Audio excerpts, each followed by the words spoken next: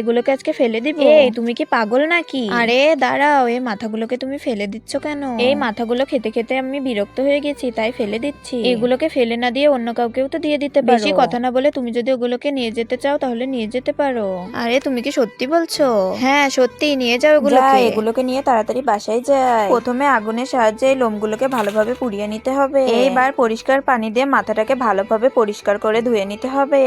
বন্ধুরা, তুমি যদি তোমার মাকে ভালোবেসে থাকো তাহলে ভিডিওতে একটি লাইক দিবে, আর যদি আল্লাহকে ভালোবেসে থাকো তাহলে চ্যানেলটিকে সাবস্ক্রাইব করবে, আর তুমি কোন ক্লাসে পড়ো কমেন্ট করে বলে দিও।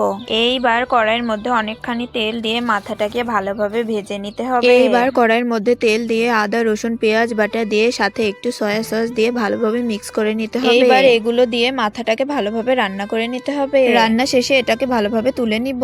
এই নাও, এবার খেয়ে দেখো কেমন হয়েছে।